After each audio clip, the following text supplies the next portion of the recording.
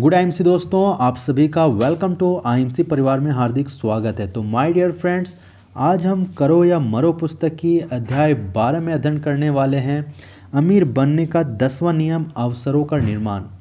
जहाँ दोस्तों साथ ही में जितने सारे आईएमसी परिवार के लोग हैं जो इस वीडियो को देख रहे हैं और अभी तक हमारे चैनल को सब्सक्राइब नहीं किया है तो कृपया करके सब्सक्राइब कर लें, साथ ही में बेल आइकन को भी प्रेस कर लें, क्योंकि भविष्य में बहुत ही बेहतरीन किताबें की समरी आपको इस चैनल पे मिलने वाली है, जिससे आप वाकई में एक अमीरी माइंडसेट को जन्म देंगे और जितने सारे मुश्किलें काम हैं वो आपको आसान लगने लगेगी। वाकई में किताब के अंदर जादू होती है जो आप सुनने के बाद अनुभव ज़रूर करेंगे। तो चलिए दोस्तों, देर ना करते हुए वीडियो को शुरू करते हैं। चाय के बाद मैं क्लास में पहुंचा और क्लास में आते ही मैंने एक कहानी बतानी शुरू कर दी। बंद कमरे के अंदर एक नौजवान बैठा हुआ था, भूखा प्यासा और आंखों में मायूसी थी। तभी अचानक कमरे में आसमान की बिजली का प्रकाश हुआ। एक बूढ़ा चांदी सी चमकती दाढ़ी वाला उस नौजवान के पास पहुंचा और पूछा, क्या बात है बच्चे, क्यों उदास हो? मैंने 2 दिन से खाना नहीं खाया। क्यों? पैसे नहीं थे और पैसे कमाने का अवसर नहीं मिला। नौजवान ने अपनी बेबसी बताई तो बूढ़ा ज़ोर ज़ोर से हंसने लगा। यह देख नौजवान कुछ घबरा सा गया। उसने पूछा, बाबा क्या बात है, तुम अचानक इतनी ज़ोर से क्यों हंसे?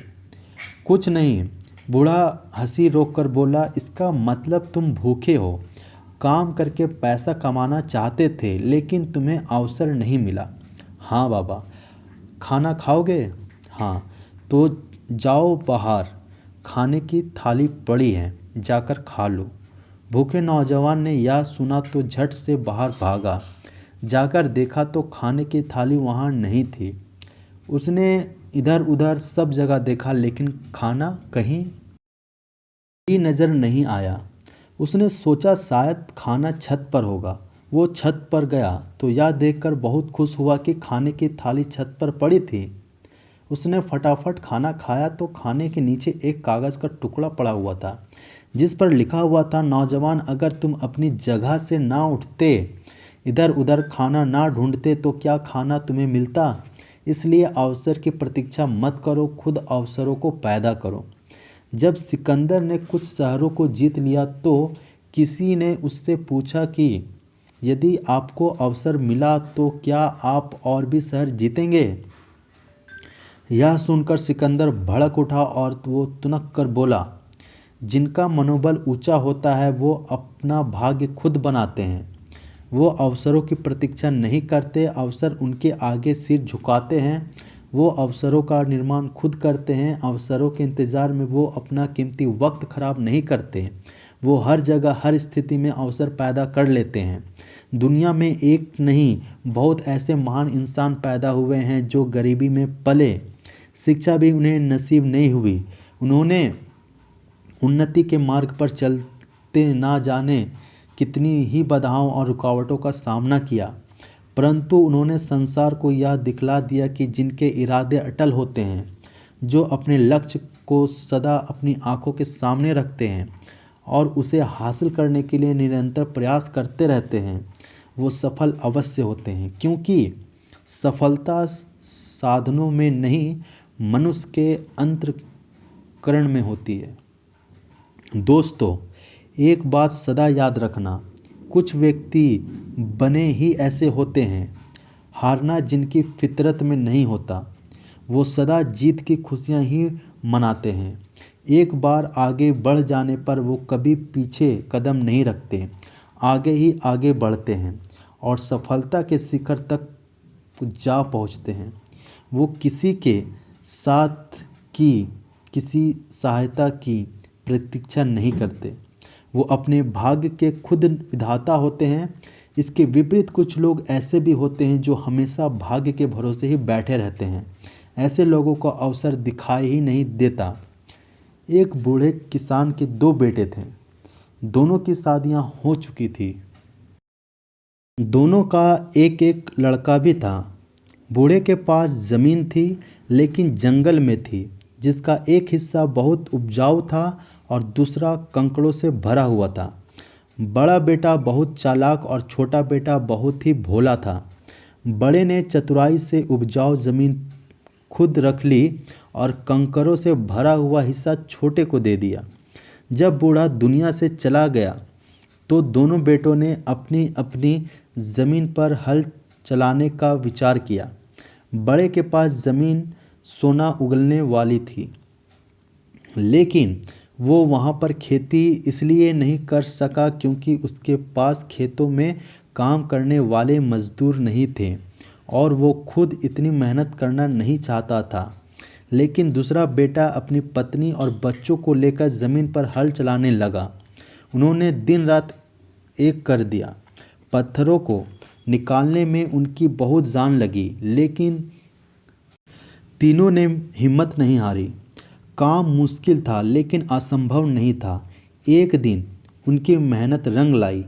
मिट्टी रुई की तरह नरम हो गई। उन्होंने बीज बोना शुरू किया तो बरसात भी अच्छी हो गई। विश्वास और आस्था से किया गया काम अवश्य सफल होता है। उन तीनों ने खुद सफलता के अवसर को पैदा किया था। अवसर की तलाश में वक्त खराब नहीं किया था। बहते हुए पानी का रास्ता कभी बंद नहीं होता। वो हर रुकावट फांद कर निकल जाता है। उसकी तेज धारा और तेज प्रवाह के आगे रास्ता खुद ब खुद बन जाता है। दोस्तों, जब हम कहते हैं कि इंसान अपना भाग्य खुद बनाता है तो कई लोग इस बात का मजाक उड़ाते हैं। उनके ख्याल से यह सब ईश्वर के हाथ में होता है, यही सोचकर वो हाथ पर हाथ धरे बैठे रहते हैं और अवसर की तलाश भी नहीं करते, बल्कि अवसर की प्रतीक्षा में अपना अनमोल समय बर्बाद करते रहते हैं। कितने दुख की बात है जब कोई सेहतमंद नौजवान लोगों को कहता है कि मुझे आज तक आगे बढ़ने का कोई अवसर भी नहीं मिला, मेरे भाग्य में सफलता लिखी ही नहीं। दोस्तों, मनुष्य में बड़ी शक्ति है। जो काम मनुष्य का दिमाग कर सकता है वो कोई नहीं कर सकता। इस दुनिया में सबसे शक्तिशाली चीज़ कुछ है तो वो है दिमाग। इस दिमाग के कारण कुछ लोग आज चांद तक पहुंच चुके हैं। बस ज़रूरत है तो अपने दिमाग से नकारात्मक सोच निकालने की और अपने लक्ष्य पर ध्यान देने की। यह शक्ति हमें ईश्वर से प्राप्त हुई है ताकि हम सफलता के मार्ग पर चल सकें, अमीरी का सुख प्राप्त कर सकें। गरीबी एक अभिशाप है, उसे दुत्कार सके, उसे अनजाने में भी स्वीकार ना कर सकें। मनुष्य की शक्तियों का उसके विश्वास से गहरा ताल्लुक होता है। अगर मनुष्य मन में यह विश्वास बिठा ले कि वो कभी सफल नहीं हो पाएगा तो यह विश्वास उस पर बहुत ही बुरा प्रभाव डालेगा। और अगर व्यक्ति स्वयं पर विश्वास करना सीख ले तो ईश्वर की सभी शक्तियाँ उसके साथ जुड़नी शुरू हो जाएगी।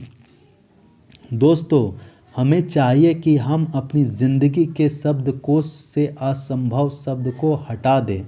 हर काम को संभव मानकर प्रयत्न करें। सफलता एक दिन हमारे पांव अवश्य चूमेगी।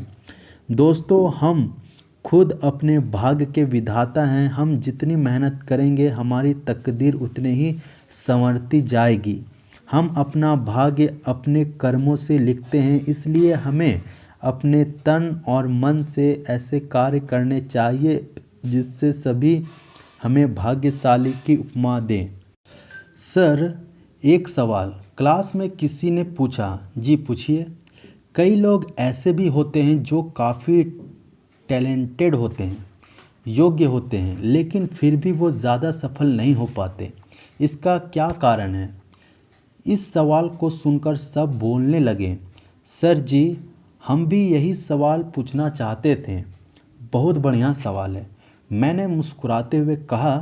अब वक्त हो गया लंच का और इसका जवाब सत्सन जी लंच ब्रेक के बाद देंगे। सत्यन जी लंच के बाद देंगे। तो चलिए दोस्तों, आज तो लेसन 12 ख़त्म हो चुका। मिलते हैं नेक्स्ट लेसन में। तब तक के लिए अपना ख्याल रखें, अपने परिवार का ख्याल रखें और इस ऑडियो क्लिप को पूरा शुरू से लेकर लास्ट तक सुने और कान में एयरफोन लगा लें, रात को सोने से आधा घंटा पहले सुन लें, तो फिर देखिए कितना मज़ा आता है। धन्यवाद।